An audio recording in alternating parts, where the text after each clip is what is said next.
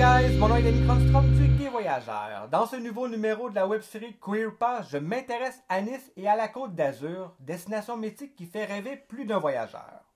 Nice est reconnue pour être une destination gay-friendly à l'international, mais aussi reconnue pour être une destination chouchou des Français qui souhaitent fuir le temps gris et l'hiver durant la saison froide.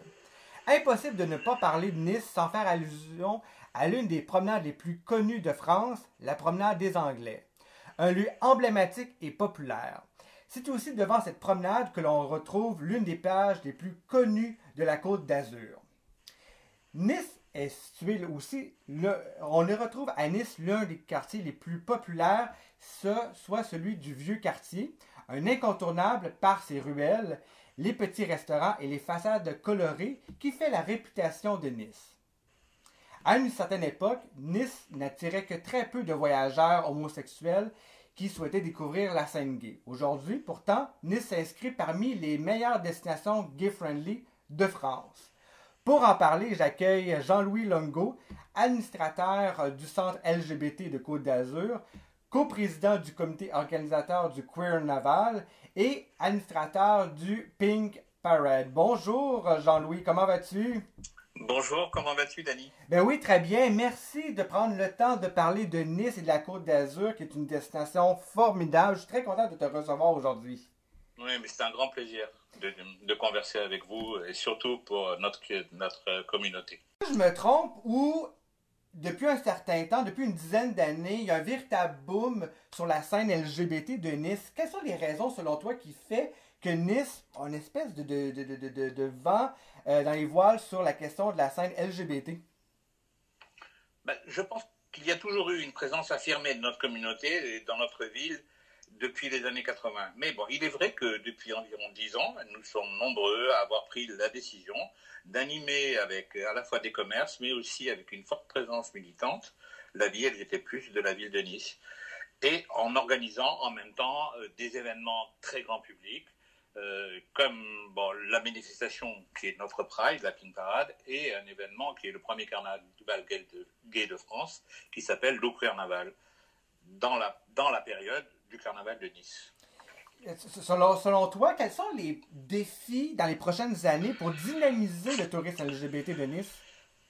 Je pense que les défis, ce seront de pouvoir accentuer la participation de la métropole niçoise, qui favorise déjà toutes nos actions et les aide financièrement, et que les individus et les commerces réunis dans Aglaé soient encore plus dynamiques et voient l'avenir encore plus positivement. Ce qui est déjà le cas, à mon goût.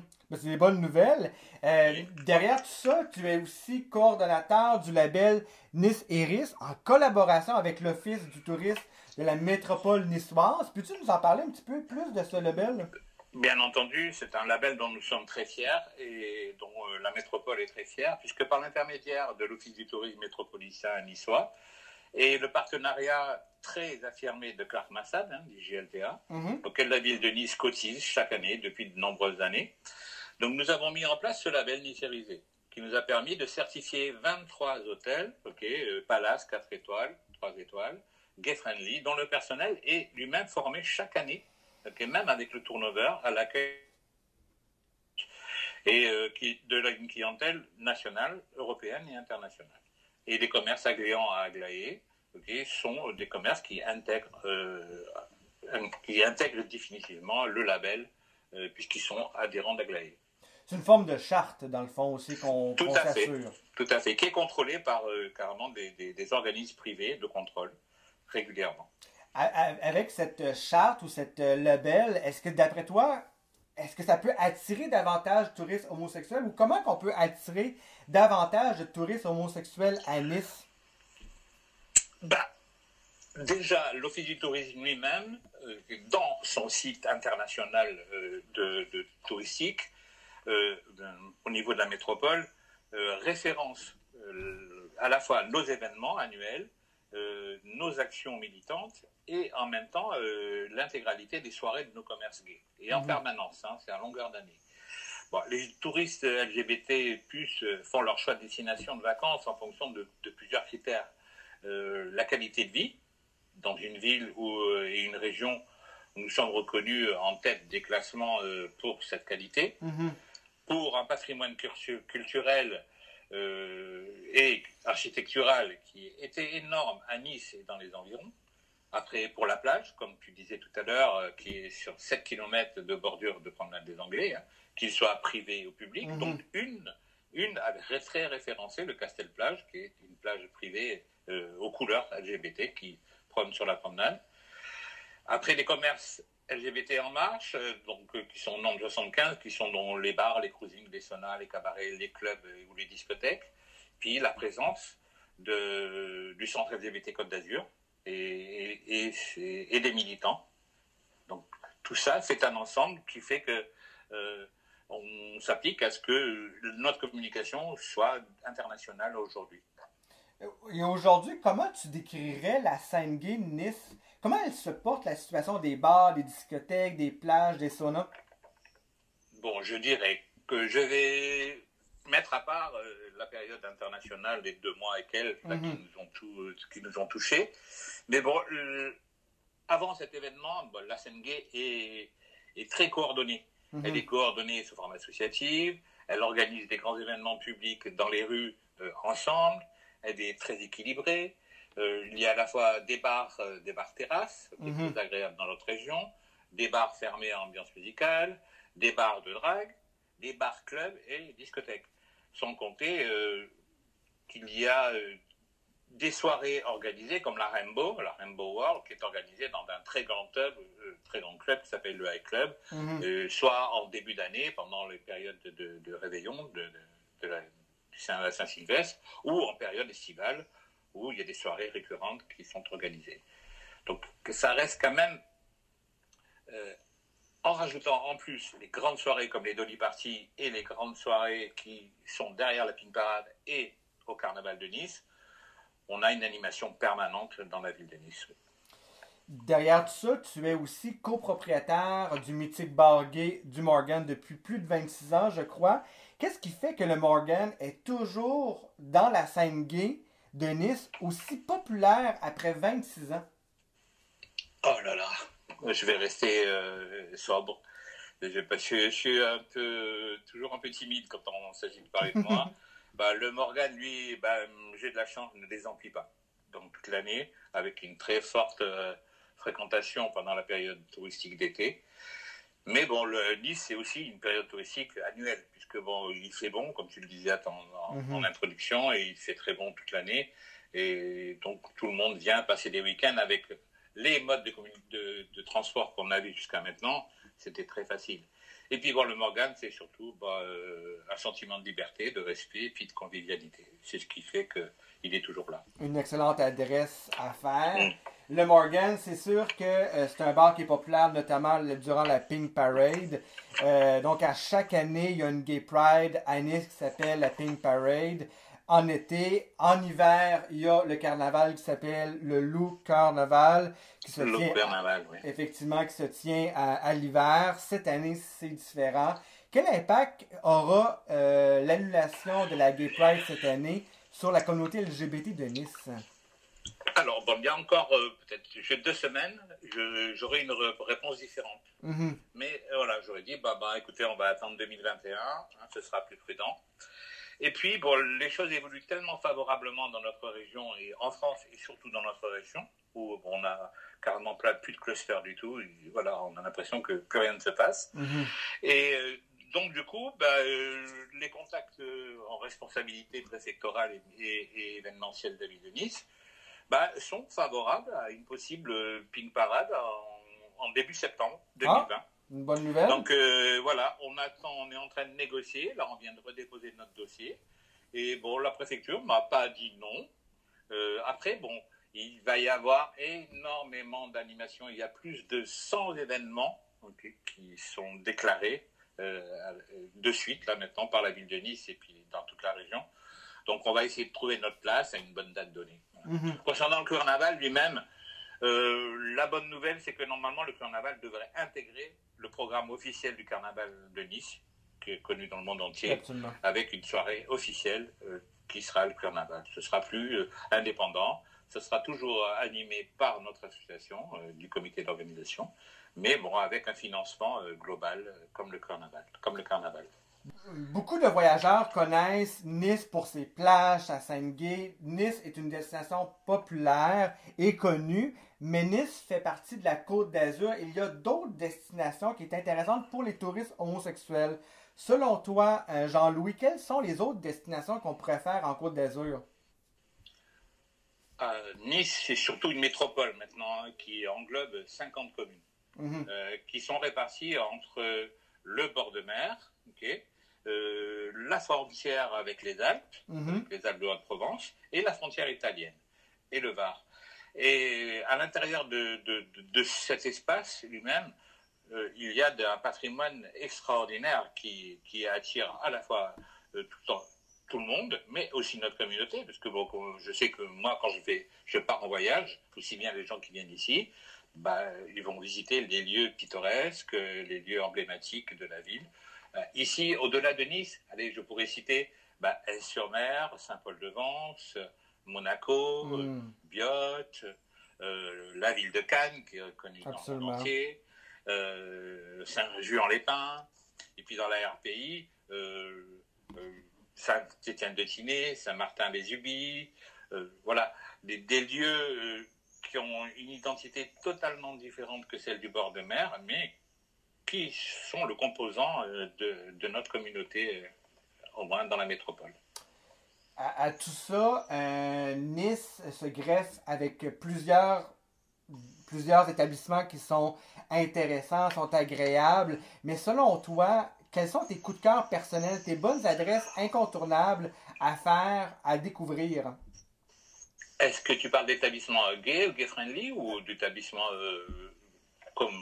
commun? Effectivement, probablement gay-friendly qui est beaucoup plus interpellant à ce niveau-là. Oui, donc nous avons, honnêtement, moi je suis très bon client, donc j'adore tout simplement aller en terrasse, prendre soit un thé en après-midi dans la vieille ville, à la Cibette du cours, qui est une référence de notre communauté sur le cours Saléa, sur le marché aux fleurs. Et après, l'apéritif, dans le quartier de la rue Bonaparte et de la place du Pin, donc au Malabar, qui est très bien installé, qui est très bien fréquenté. Après, en début de soirée, à l'Instabar, qui régulièrement organise des shows transformistes, ou au Red Café, qui lui-même aussi organise des shows transformistes. Et puis en nocturne, quand j'ai la chance d'avoir une bonne équipe au bar et que je peux aussi tourner un peu, aller faire la fête, j'aime bien aller boire. J'aime bien aussi aller à l'Oméga, qui est un club discothèque, le dernier né, par une équipe de garçons qui est très dynamique. Et puis dans le Glam, qui est une institution locale, qui est avec l'équipe qui est de l'ancien club qu'on avait à Nice. Et on a vraiment... je ne fréquente plus trop à mon âge les saunas, ça se comprend un petit peu, c'est pas trop c'est plus trop mon truc. Il faut avoir, on peut pas être et avoir été. Mais bon, après, la ville est très bien achalandée en après-midi, jamais ennui, mais avec des saunas qui sont différents. Ça va des bains-douches, qui est vraiment le sauna de référence, le sauna du château, Azur Sauna, le sauna Le Cercle, qui sont vraiment des institutions dans notre ville, voilà. Et oui, et puis souvent les touristes connaissent déjà ces adresses-là, connaissent aussi les plages. On va à Nice notamment pour les plages. Mais quels sont les autres attraits touristiques incontournables à faire quand on visite pour la première fois la ville de Nice? Alors, moi, si je suis une personne qui arrive par l'aéroport ou par la route ou par le train, la première chose qu'elle fait, c'est d'aller sur c'est de suite. Après, en bordure et au fond de la promenade des Anglais, il y a un point de vue, devant le château, et qui est extraordinaire, et qui s'appelle dans notre langue Robacapéo. C'est un personnage qui montrait du doigt l'horizon. Et après après, monte les escaliers pour monter sur la colline du château, qui est l'ancien château de Nice, qui est détruit, dont il reste quelques ruines, et qui a une vue extraordinaire. En gros, toutes les photos qu'on voit de la ville viennent de ce point de vue. Voilà. Et après, par l'intérieur du château, on redescend dans la vieille ville, et donc toutes les ruelles de la vieille ville, avec leurs façades extraordinaires, il y a des musées intérieurs, etc., qui valorisent notre ville et son histoire. Après, maintenant, il y a plein de nouveaux quartiers qui sont très emblématiques, comme la place Garibaldi, qui est les derniers quartiers qui ont été rénovés, la place du Pain et la rue Bonaparte, qui est devenue carrément piétonne, peinte aux couleurs de notre communauté, avec une grande allée bleue bordée des 2 fanions Rimbaud. Et puis après, en montant, on a tous les musées sur la colline de Cimier, qui est tous les musées de la ville de Nice, et énormément comme le musée d'art moderne, le MAMAC. Et après, une activité culturelle énorme avec plein de théâtres, de petits théâtres indépendants, mais aussi le Théâtre national de la ville de Nice et l'Opéra de la ville de Nice, qui a une activité permanente et très, très reconnue. Voilà. Il y a énormément de choses à faire à Nice, que ce soit pour quelques jours, quelques semaines. On peut être là pour découvrir la région aussi.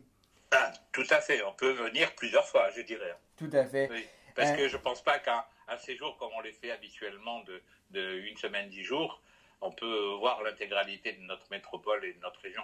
Mais bon, les grandes lignes, certainement. Mais absolument. Il y a énormément de choses. Oui. C'est sûr qu'on vit dans un contexte particulier, différent. La COVID n'existera plus un jour, va disparaître dans nos vies. On a tous hâte. Mais selon toi, où se dirige l'avenir de Nice? Pour toi, quels sont tes souhaits personnels, tes rêves par rapport à Nice? Où tu voudrais qu'elle se rende? Moi, j'aime trop ma ville. J'aime ma ville. J'y suis arrivé, comme tu dis, j'avais 4 ans. Donc, je m'identifie totalement à cette ville et je l'ai vue familiale, quand j'étais gamin, adolescent, et puis grandir, devenir une grande capitale touristique, avec des aménagements au fur et à mesure des périodes qui correspondent à la réalité d'aujourd'hui, où on essaie de petit à petit d'éliminer le véhicule automobile, doucement, pour pas trop choquer les gens, en aménageant des grands parcs de verdure dans le centre-ville. Il y en a partout, mais vraiment un monumental qui s'appelle la promenade du Paillon, qui traverse la ville de la promenade des Anglais à l'est, au bout de l'est de la ville. Et énormément de parcs aussi répartis dans la ville, donc depuis cette année. Et alors là, la dernière, c'est que on a carrément envahi la ville de pistes cyclables en supplément de la circulation dans des grands accès, des grands boulevards. Donc la ville devient à la fois très agréable. On a connu pendant la période du Covid une ville où, carrément, même si on n'avait pas le droit de se promener souvent, était tellement agréable que voilà, on n'a pas envie de la perdre. Presque. Et on va sur la promenade des Anglais, on voit trop de véhicules, on se dit c'est dommage. Voilà. On redécouvre la ville. Voilà. Voilà. Absolument. Bon, la ville elle-même, je pense, là, avec la destinée qu'elle a, on a eu des élections, c'est ce week-end, est partie vers une destination encore plus agréable, encore plus dynamique, encore plus touristique, mais mesurée, je dirais, mesurée, voilà. Une ville. Je ne pense pas que l'Office du tourisme veuille un tourisme acharné et qui peut, à la limite, enlever la qualité de vie de notre ville. Absolument, ça va être une ville à redécouvrir après la COVID. Le nom de l'émission, c'est Queer ou pas. Vous savez que je m'intéresse, le gay voyageur s'intéresse à une destination. J'ai le goût de te poser un peu la question. Selon toi, je pense qu'elle est facile à répondre, mais je vais peut-être plus répondre au pourquoi. Mais est-ce que selon toi, Nice est une destination queer ou pas? Ah, mais carrément, je dirais carrément. C'est-à-dire que c'est... est-ce que vous voyez régulièrement, je vais vous donner quelques exemples, que depuis de nombreuses années dans la vieille ville, par exemple Place Rossetti, tout le dimanche soir, vous avez des centaines de gens qui sont amassés autour d'un spectacle de transformistes, et tout le monde s'amuse, rigole, chante, danse, etc. Aujourd'hui, ça se passe en ce moment sur carrément une rue piétonne, devant le Red Café, où on a des transformistes et tout le monde, que ce soit les habitants de la ville et que ce soit les touristes, sont là à se régaler.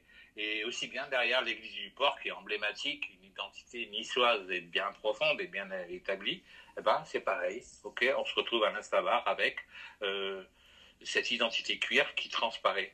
Et je dirais même mieux, c'est-à-dire qu'on arrive à ce que, par exemple, des personnages publics qui sont référencés dans notre métropole, dans nos métropoles, n'ont pas peur de venir animer le carnaval, transformé sur des talons aiguilles, et que notre maire participe à cet événement pendant plus d'1h15 sur 2, en s'amusant avec nous et en participant.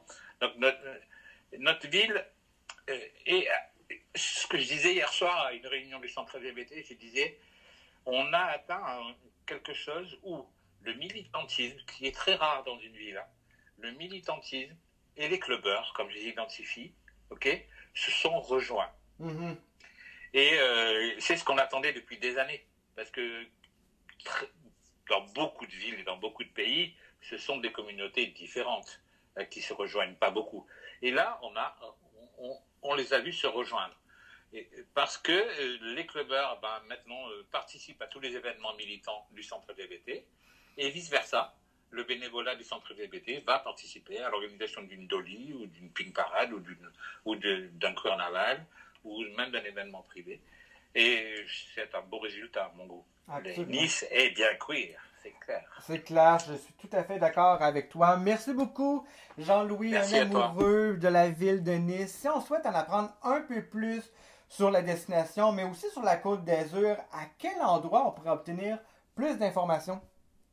Sur le site, tout simplement, de la ville de Nice, villedenice.fr, et sur le site de l'Office du tourisme de la ville de Nice, vous avez la rubrique concernant la communauté niçérisée et gay-friendly, où vous avez toute l'animation de la ville et de notre communauté. Absolument. Donc, j'invite les gens à découvrir la Pink Parade, le Lou Carnival. Il y a aussi le bar Morgan aussi, que tu es copropriétaire. Et le centre LGBT de Nice aussi, qu'on pourrait en apprendre un peu plus. Et les médias sociaux, c'est une bonne façon aussi qu'on peut obtenir plus d'informations. Sur ce site. Tout est rassemblé, puisque dans le label Niçérisé, nous nous appliquons à regrouper toutes les informations sur cette plateforme de la ville de Nice et de la partie gay friendly. Merci. Donc, si vous avez aimé cette interview, je vous invite à commenter ce podcast, à vous abonner, à aimer, mais surtout à partager ce nouveau numéro de Queer ou pas. C'est une excellente façon de me dire que vous avez apprécié cette web-série touristique et cela me donne des ailes pour poursuivre. Je vous invite à commenter, bien entendu, mais aussi à dire si vous avez d'autres destinations que vous souhaitez en apprendre un peu plus. Donc, on est là pour, bien entendu, vous faire la promotion et vous faire connaître de nouvelles destinations. Je vous invite également à suivre le Gay Voyageur et la web-série Queer ou pas sur Facebook, Instagram, YouTube, mais aussi sur les sites web respectifs du gayvoyageur.com et queeroupas.com. Merci Jean-Louis, on se retrouve dans un tout nouveau... Merci, on se retrouve dans un tout nouveau numéro de la web-série Queer ou pas très prochainement.